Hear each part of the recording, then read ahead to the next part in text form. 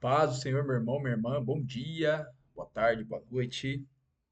Dependendo do horário que você estiver assistindo esse vídeo, é bom dia. Dependendo do horário, é boa tarde. Dependendo do horário, é boa noite. Dependendo do horário, é boa madrugada. O que importa é que Deus abençoe sua vida, é que você realmente venha ser edificada pelo Senhor, ser edificado pelo Senhor através dessa mensagem, em nome de Jesus. Vamos aprender um pouquinho mais, né? Vou compartilhar com vocês, aquilo que Deus ministrou ao meu coração, o entendimento que Deus me deu do estudo que eu fiz em um dos meus devocionais diários. Então, eu vou compartilhar com vocês aquilo que Deus compartilhou comigo. Amém? Vamos para a nosso famoso slide. E o tema dessa mensagem é este: a quem nós servimos? Vamos lá. O texto está no livro de Romanos, na carta aos Romanos, capítulo 1, versículos de 1 ao 6. Diz assim a palavra do Senhor: Eu, Paulo, servo de Cristo Jesus, escrevo esta carta. Deus me chamou e me separou para ser seu apóstolo, a fim de que eu anuncie a boa notícia do Evangelho de Deus. Há muito tempo, essa boa notícia foi prometida por Deus por meio dos seus profetas e escrita nas Escrituras Sagradas.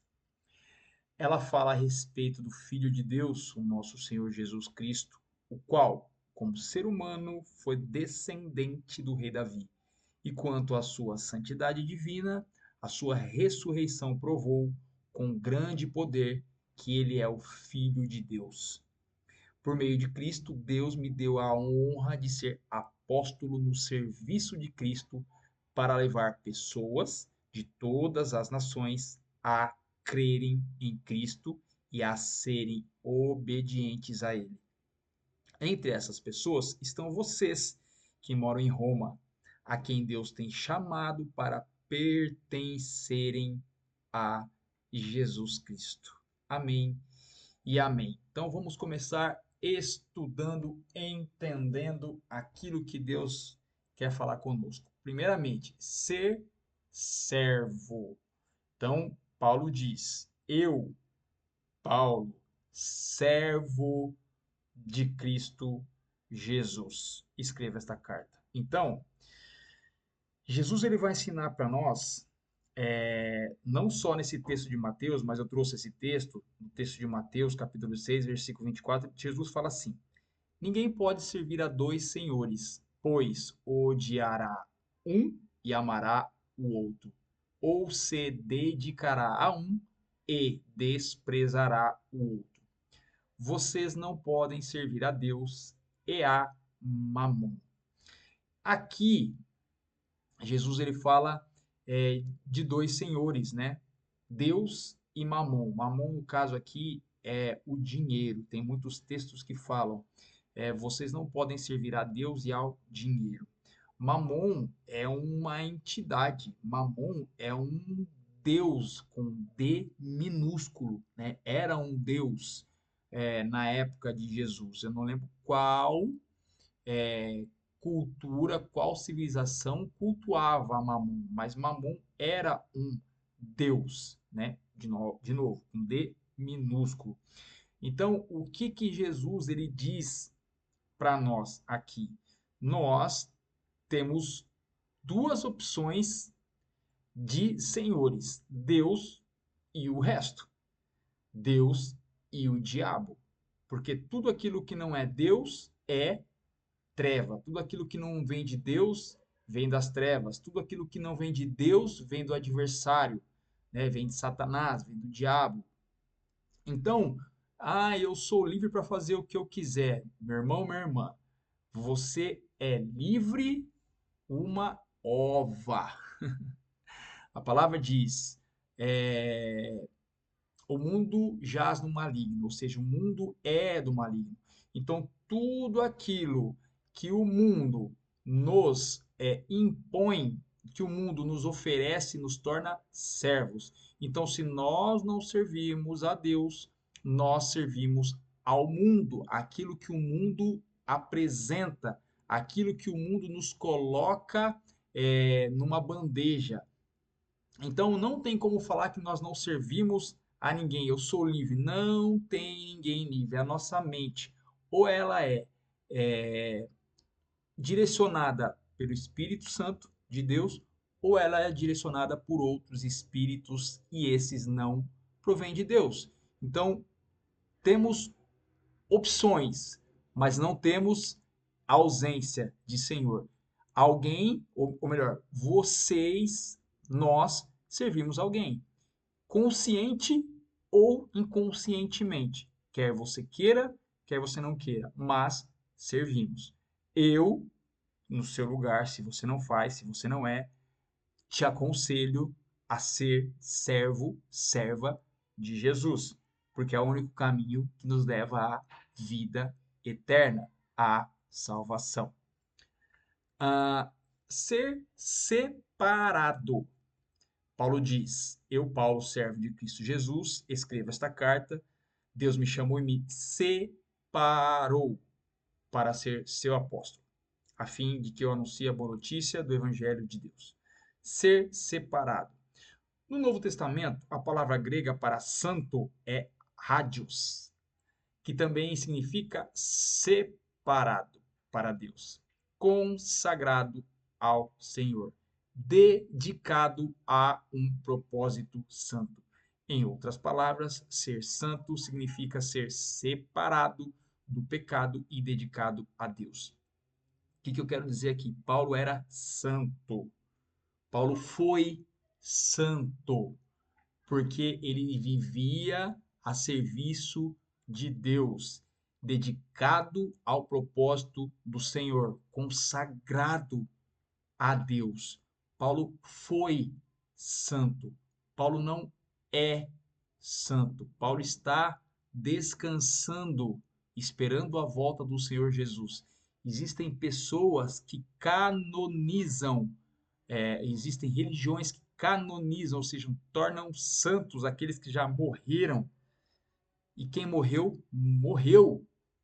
A pessoa ela é separada por Deus e para Deus para um propósito. Enquanto essa pessoa vive aqui na terra, vivendo para o Senhor, pelo Senhor, esta pessoa é uma pessoa santa. É um homem santo ou uma mulher santa.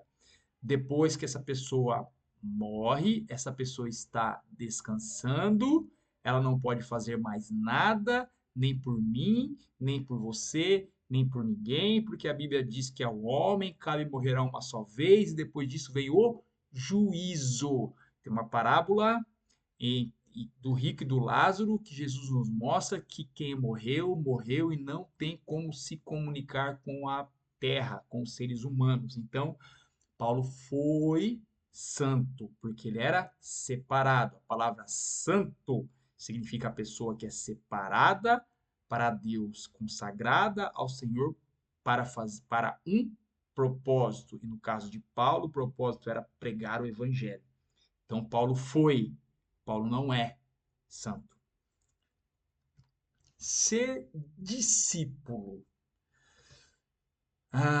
Olha só, por meio de Cristo, Deus me deu a honra de ser apóstolo no serviço de Cristo para levar pessoas de todas as nações a crerem em Cristo e a serem obedientes a Ele.